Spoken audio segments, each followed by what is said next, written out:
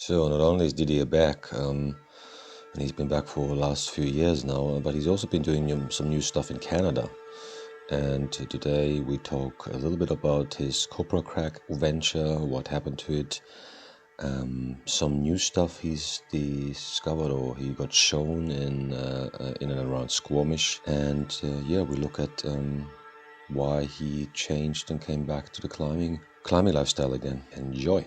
Okay, well, so welcome, Didier Berthod. First of all, I say, is it bonjour or is it what's good morning in In French? French, oui, bonjour. Hey, Bonjour. bonjour, because here is bonsoir and Oui, where you are is bonjour, huh?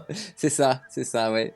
Ouais, j'habite à Squamish, au Canada. Yes, I understand. Yeah, I just saw you with a cup of coffee, so I'm drinking like my first beer of the night just to kind of calm down after this Christmas madness. Um, how was it? How is it in Canada over Christmas? I mean, are they like crazy like the Americans? Oh Like, yeah. Yeah. Maybe a little less crazy, but it's still the North American culture. Very where- big lights everywhere. But I mean, it's a nice thing too. I mean, it's very like everywhere else, like it's family feast and everybody gather, and it's pretty nice. family, family, food, and hopefully not a lot of political arguments. Yeah. Let's get religion and political aside, yeah. Oh my God, that's always the issue. You don't see family and relatives for like a whole year or maybe just for a few months, and then you talk about politics, and it just turns out to be a nightmare.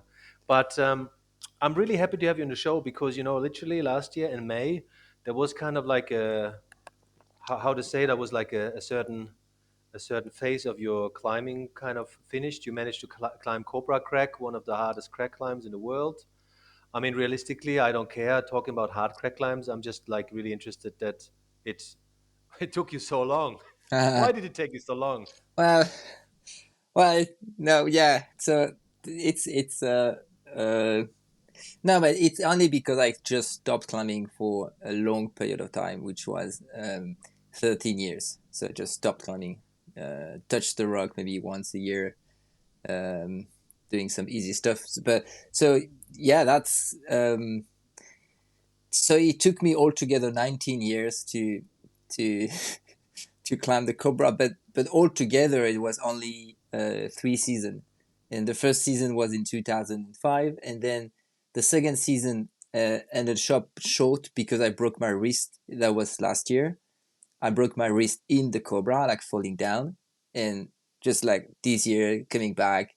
It was kind of fast. Just took me 4 days, um, but altogether it took me 19 years. Yeah, I mean, better now than never. And for you sure. said it is more. You said it is more so the end of a book than a chapter. Can you kind of like that was a quote you said. Oh, Can you just kind of explain that why you said it's more like a book than a chapter? Oh, isn't it? Didn't it say like it's more like an opening, a new chapter than the end of the chapter? Yeah, I think I mean I may be wrong, but I think it was just more like a well, it's not the ending of the chapter, a chapter ending, but it's more like a chapter opening, kind of like a new. That was kind of maybe I wrote it wrong, but yeah, my idea was just like okay, so it's not yeah, it's a chapter ending, but now it's like it's almost like I mean it's not like everything stopped now, but it was just like wow, but okay, let's keep on moving and more like more my attention forward the future than in the past kind of thing. Um, Didier, was it more for you that it was like so much still in you that when it finished that you kind of had more space? De- yeah, definitely. It was a little bit of a burden, and and yeah, it felt like a huge feeling of freedom kind of thing for sure. Yeah, that was actually maybe the hardest part for Cobra-Crack for me to project because it was I didn't had all the excitement of like going to try a new project somewhere else, well, no, it was something I knew for a long time and going always on the same spot. It was just like, a little bit of, but yeah, kind of, but I had to finish it up. I really had to. I think it was very important for my, I don't know, past life. So what were the feelings? How did you feel afterwards? I mean, like apart from that freedom, was there any other feelings of like?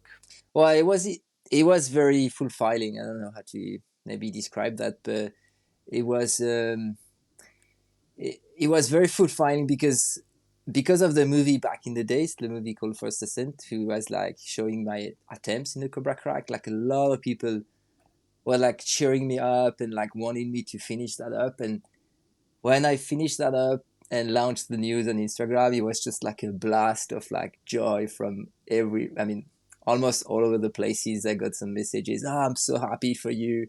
And somehow it was, I don't want to go too mystical kind of thing, but it was like almost like the community had also sent the Cobra well, like through me. So it was very cool. It was like, I never had that before. Like so much joy from so many people, like, oh yeah, he did it. And in the way like he did it, it's just like we all did it. Like, oh, I don't know, it was very, very powerful. Yeah, very.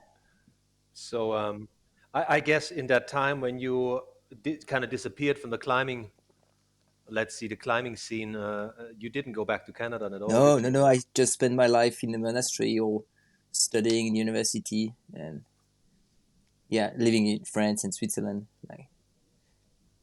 Yeah, yeah. So you didn't go back to Canada for a long time, and then kind of like finishing that thing might have brought back some.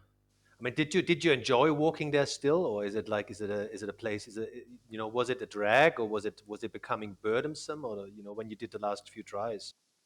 No, it was actually a fun process. It was I was carrying a lot of stress and pressure, and I had to like kick myself a little bit to not go to other exciting projects.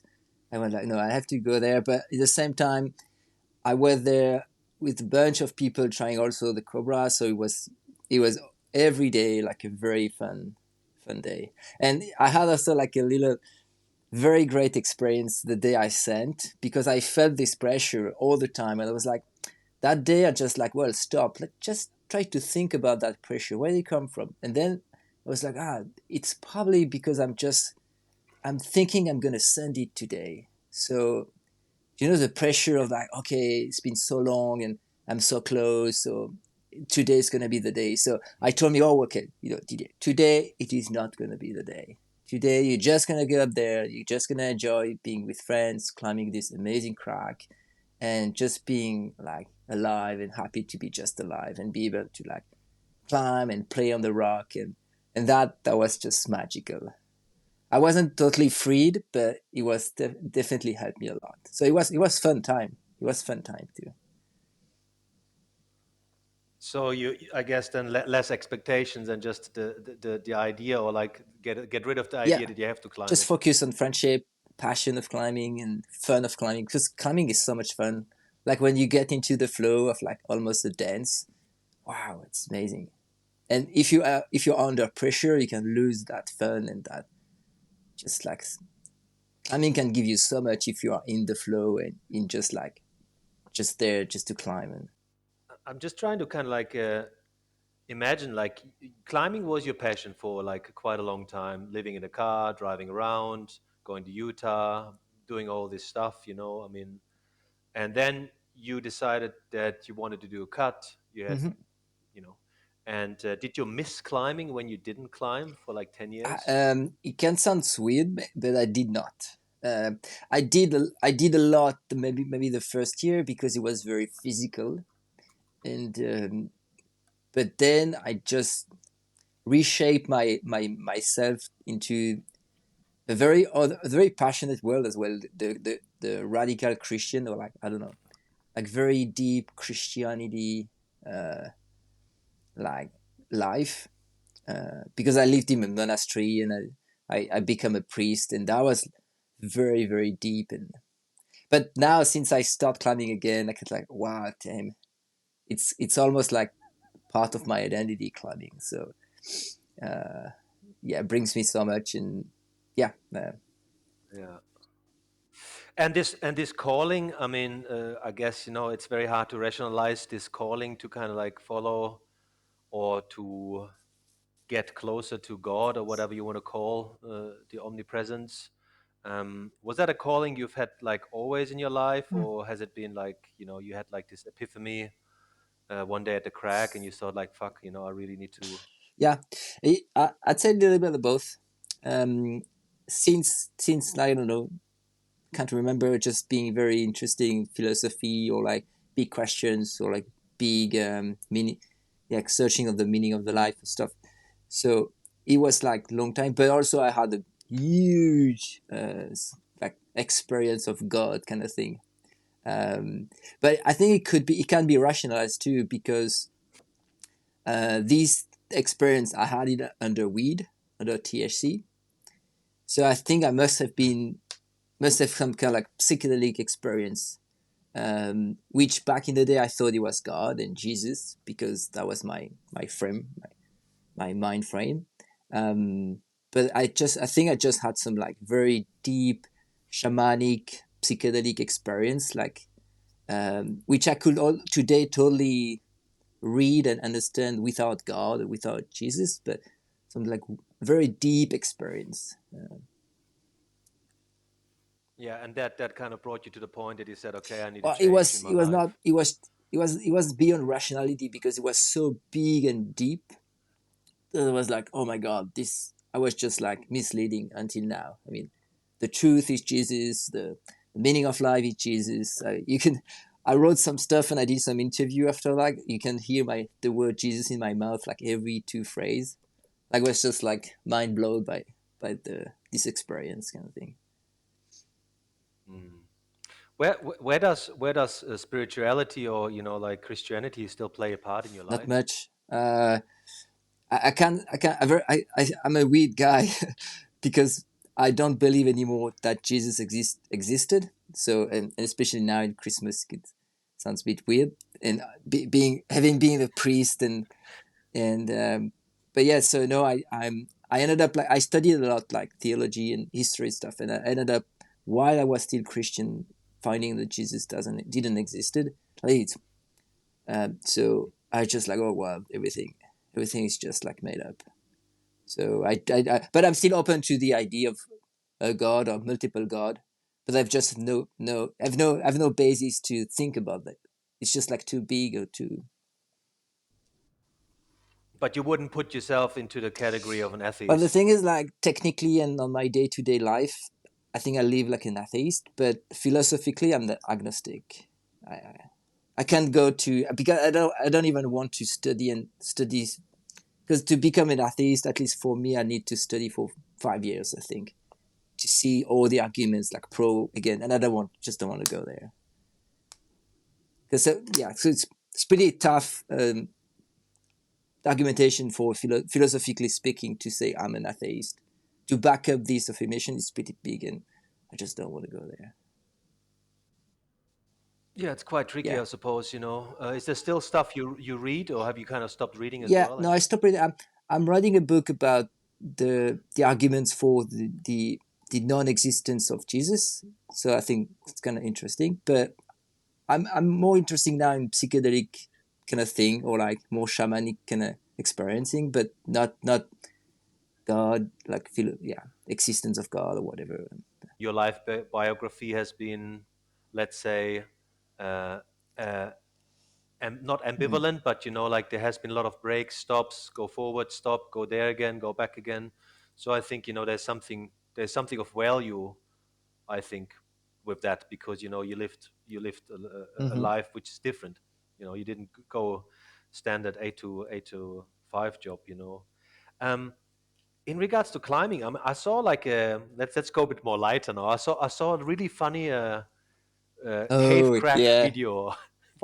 what in somewhere in the middle of yeah. Squamish in the deep forest. Well, so it's fun. But that's a friend of mine, passionate about bouldering here in Squamish, just spend days and days walking in the forest to like find boulders, and he found this one, and he doesn't crack climb or just, but he just took a picture and said, well, maybe some guys, and he sent me the picture, and I was just like mind blown. That is crazy. So so we went there with a couple of friends, like so like crack addict, and the thing was mind blowing. The thing is like 10 meter roof crack in the perfect size, just one of the best splitter roof crack I ever seen.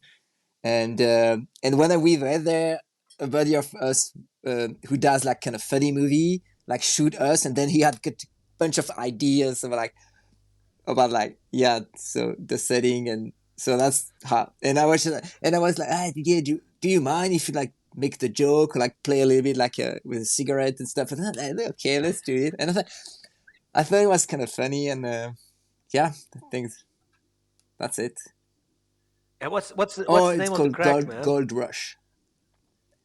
Gold Rush. Yeah. Gold Rush, yeah. And the wild thing is, it looks like a bloody rabbit hole when you look at it to get into the Yeah, bloody thing. It's like what yeah, the opening is dude. like Yeah, one that's meter a or something. very unique. Yeah, you have to go inside a cave kind of thing to be under the roof. Yeah, yeah. And the opening, yeah, you're right. Just like 1 square meter. The crash pads barely gets in, but once you're in, like that's a huge space. It's very. We went one day. We went there like maybe 5 or 6 people down there, and it was so Well, there you go. It's a kind new of cathedral, more like a chapel, like a little chapel. like a Yeah, small one, a small one. So there's still stuff in Squamish in the forest, then, huh? You just have to run around and or yeah, ask friends who yeah. usually do It's that. actually crazy how much rock there is in Squamish and how much potential there is in Squamish, and there is still in Squamish because Squamish has been climbed for like decades, and there is like thousands of routes or boulders and stuff, but there is still. That's very crazy. Yeah. And is that one of the reasons why you kind of came back because of the Well, climbing, not or at all. No. Uh, within my real life story, one big, maybe the most biggest uh, element will be that I when I entered the monastery, I left a girlfriend, a pregnant girlfriend. So I always knew. I mean, and I yeah, well, I had a daughter. I always had a daughter here in Squamish, and but I was yeah, it's complicated, but like um, hooked on Jesus and hooked on radical Christianity. I was just like it's just it's just like I was allowed to I was yeah, it was okay to just leave a girl and a baby.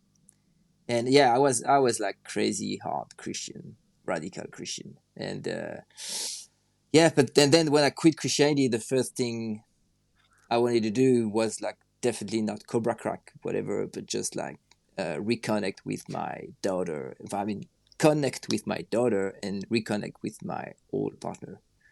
Uh, yeah.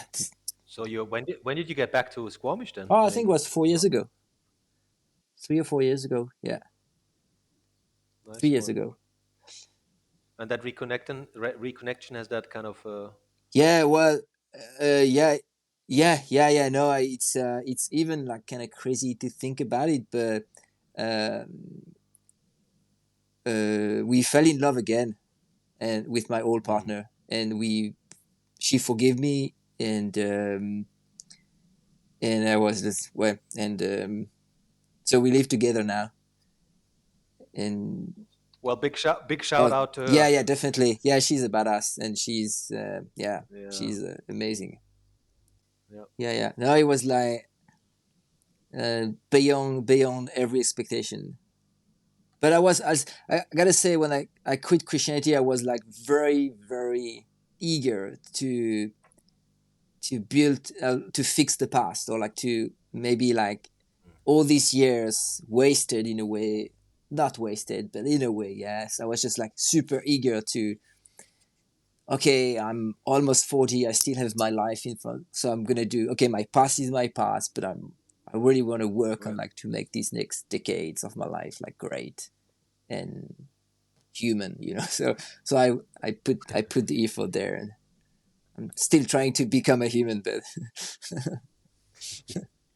A human who smokes on funny bouldering movies out of Canada. What's it like? I mean, is there like a new young scene now in Squamish? Do you feel like you're well into it now? What's the crack? Oh, Tell it's me. amazing. I mean, Squamish has an amazing scene, very diverse.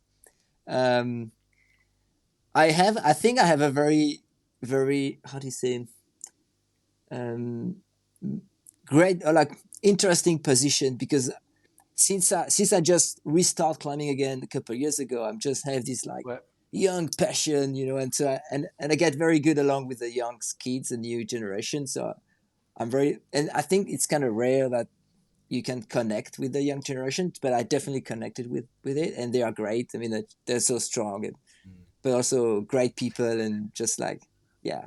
But also, I got friends and climbers from my own generation. They may be a little bit less, but yeah, no, they're kind of also very motivated and still very talented, yeah. and yeah, and also like discovering new people. Squamish like brings a lot of climber, and so it's cool. It's like it's very Yeah. very diverse and rich. It's a town of only 25,000 people, Squamish, but the number of climbers is just amazing. So it's cool. It's very cool. Yeah. Yeah, sounds amazing. But tell me one thing. What I realized, what I saw on your Insta, um, there is an issue at the moment with the kind of wild parking scene, isn't Yeah. there? Well, the bigger issue in Squamish since I think it was 2019, it's called the bylaw, who uh, it's not legal anymore to sleep in your van around Squamish or within Squamish, and that's the main issue. Actually, my partner Thomasina is fighting for.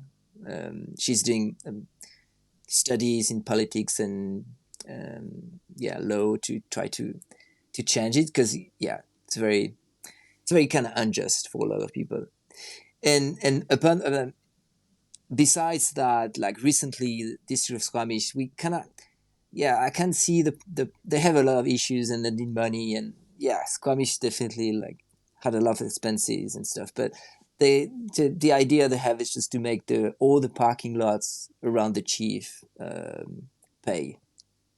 So that would be, yeah, that would be, and because Squamish is so close from Vancouver, like an hour driving, if they do that, it's going to be only the higher class people who can afford to come in Squamish, live in Squamish, or like have fun in Well, Squamish, and all the like middle classes just gonna be, yeah, all the middle class will need to leave, and that's very unfair. yeah, Yeah, that's a big issue. Yeah, with exclusion, then yeah, taking people out of the option to enjoy the yeah. outdoors. But I I can totally I get can it. see for Squamish it's not easy. Definitely Squamish has a lot of more challenges than a classic town somewhere in, yeah. So Yeah. But do you think like there are options like opening affordable campsites just to kind of give these people a chance to still camp? Because mm, I know in Europe or in Germany, some places have just installed like a $5 per night kind of camping thing, and then you still have a yeah. toilet and you can freely camp there. Is there something in place? Is the council open for discussion or? I think the council has to. It's not open now, the council, but it will become, because Squamish is very specific. So you can. I think Yeah. we need to bring ideas from somewhere else. But I think Squamish is so unique, that Squamish has to find its own way to. And I think now the way they choose to, okay, let's get rid of everybody who doesn't like, he's a higher class, drive a Tesla and have fun on the weekend, and work for AI, or right. But that's, so I think they choose this path, but I think they're gonna realize that they have to think inclusively, but the thing is like they need it requires a lot of maturity, a lot of boldness, because Squamish had to do something better than other cities. That's just almost the vocation of Squamish, at least now. And I hope Yeah. people, and I'm sure people will realize, even though I don't think they do the good path. But yeah, but it's tricky. It's a lot of challenges for Squamish. Um, yeah. What's happening with you? I mean, you did. I've got this list here. You did this other crack of Mm. destiny, 2023. Any more cracks in the valley you don't want to talk about? Well, no, I mean, yeah, maybe let's just share that when I came back to Squamish. everybody was just asking me if I was going back to the Cobra. And of course, I was just like, oh, yeah, I want to go back to the Cobra. But I was like, but wait, the only thing you know in Squamish is just the Cobra. So maybe just take your time for like a little while to like look around, just like, just rediscover the place. And doing that, I found a lot of like cracks, unclimbed cracks. And one of these was the Crack of Destiny. So I'm very, how do you say, I don't know, I think it's very cool to share that story because I think it's always cool to like step back a little bit and like, different, open the frame, and I'm very glad I did that. So and yes, there is still a couple of hard crack projects here in Squamish. Yeah, I'm definitely gonna be on them this summer. I mean, the spring whenever the season starts, and yeah, there are still amazing crack projects or crack line here in Squamish, and yeah, let's see if they can be climbed, and be cool to share that for sure. What makes climbing so special in Squamish? If you would have to explain that to someone from Europe who never been to Squamish. Well, the first things to say is Squamish is an amazing place for multi-pitch, crack climbing, and sport climbing and bouldering. Just like in an area of 10 kilometers or maybe 20. But that's Wow. crazy. So it's like you have Fontainebleau with Chamonix, multi-pitch Chamonix. I don't want to say Seus because the sport climbing is not as good as sport, but still it's very good sport climbing. So it's all together. So that's maybe the most like interesting things for Squamish. And the other ones like the granite is amazing. The granite is very solid, very structured.